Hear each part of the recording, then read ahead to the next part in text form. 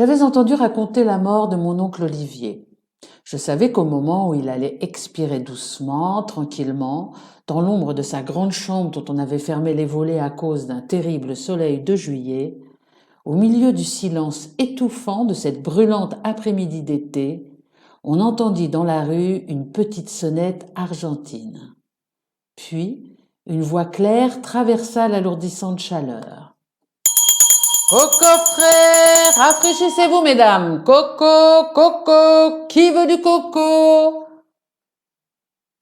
Mon oncle fit un mouvement. Quelque chose comme l'effleurement d'un sourire remua sa lèvre. Une gaieté dernière brilla dans son œil qui, bientôt après, s'éteignit pour toujours. J'assistais à l'ouverture du testament. Mon cousin Jacques héritait naturellement des biens de son père. Au mien, comme souvenir, étaient légués quelques meubles. La dernière clause me concernait.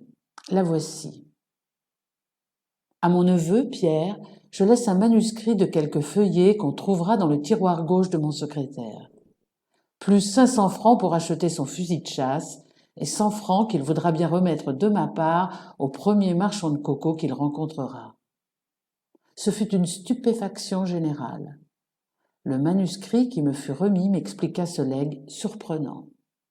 Je le copie textuellement. L'homme a toujours vécu sous le joug des superstitions. On croyait autrefois qu'une étoile s'allumait en même temps que naissait un enfant, qu'elle suivait les vicissitudes de sa vie, marquant les bonheurs par son éclat, les misères par son obscurcissement.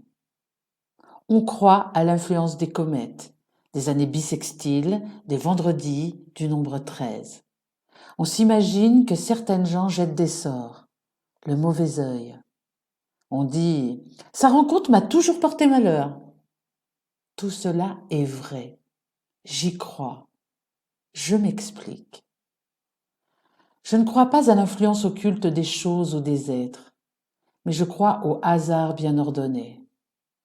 Il est certain que le hasard a fait s'accomplir des événements importants pendant que des comètes visitaient notre ciel, qu'il en a placé dans les années bissextiles, que certains malheurs remarqués sont tombés le vendredi, ou bien ont coïncidé avec le nombre 13, que la vue de certaines personnes a concordé avec le retour de certains faits, etc., etc.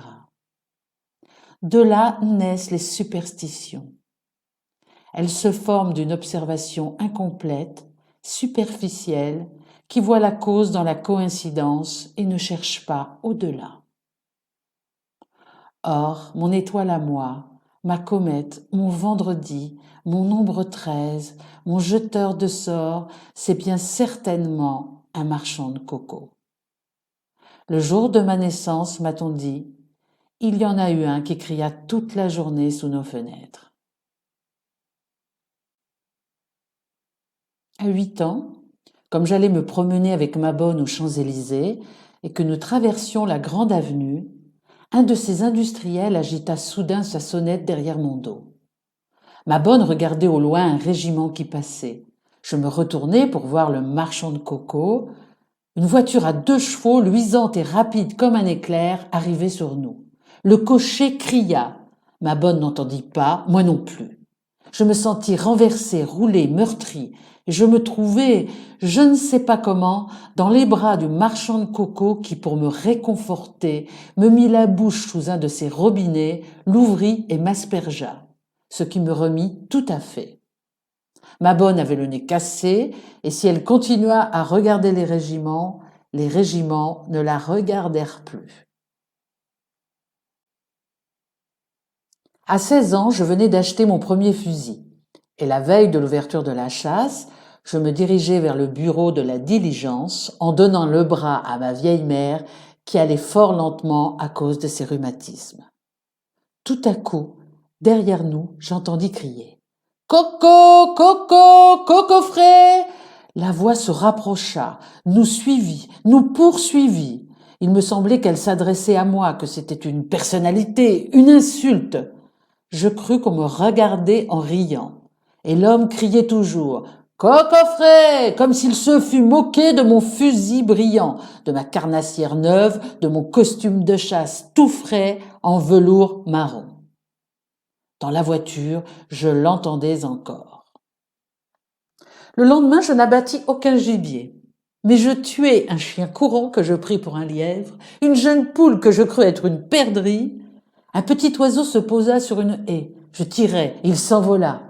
Mais un beuglement terrible me cloua sur place. Il dura jusqu'à la nuit.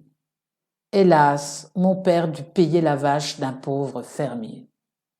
À 25 ans, je vis un matin un vieux marchand de coco, très ridé, très courbé, qui marchait à peine, appuyé sur son bâton et comme écrasé par sa fontaine. Il me parut être une sorte de divinité, comme le patriarche, l'ancêtre, le grand chef de tous les marchands de coco du monde. Je bus un verre de coco et je le payai 20 sous. Une voix profonde qui semblait plutôt sortir de la boîte en fer-blanc que de l'homme qui la portait, gémit. « Cela vous portera bonheur, mon cher monsieur. » Ce jour-là, je fis la connaissance de ma femme qui me rendit toujours heureux. Enfin, voici comment un marchand de coco m'empêcha d'être préfet. Une révolution venait d'avoir lieu. Je fus pris du besoin de devenir un homme public. J'étais riche, estimé, je connaissais un ministre. Je demandai une audience en indiquant le but de ma visite. Elle me fut accordée de la façon la plus aimable. Au jour dit, c'était en été, il faisait une chaleur terrible, je mis un pantalon clair, des gants clairs, des bottines de drap clair au bout de cuir verni. Les rues étaient brûlantes. On enfonçait dans les trottoirs qui fondaient, et de gros tonneaux d'arrosage faisaient un cloaque des chaussées. De place en place, des balayeurs faisaient un tas de cette boue chaude, et pour ainsi dire factice, et la poussaient dans les égouts. Je ne pensais qu'à mon audience, et j'allais vite. Quand je rencontrai un de ces flots vaseux, je pris mon élan, 1, 2, un cri aigu, terrible me perça les oreilles. « Coco, coco, qui veut du coco ?» Je fis un mouvement involontaire des gens surpris. Je glissai. Ce fut une chose lamentable, atroce. J'étais assis dans cette fange. Mon pantalon était devenu foncé, ma chemise blanche tachetée de boue, mon chapeau nageait à côté de moi. La voix furieuse, enrouée à force de crier, hurlait toujours « Coco, coco !» Et devant moi, 20 personnes que secouait un rire formidable faisaient d'horribles grimaces en me regardant. Je rentrais chez moi en courant, je me changeais, l'heure de l'audience était passée. Le manuscrit se terminait ainsi. Fais-toi l'ami d'un marchand de coco, mon petit Pierre. Quant à moi, je m'en irai content de ce monde si j'en entends crier un au moment de mourir.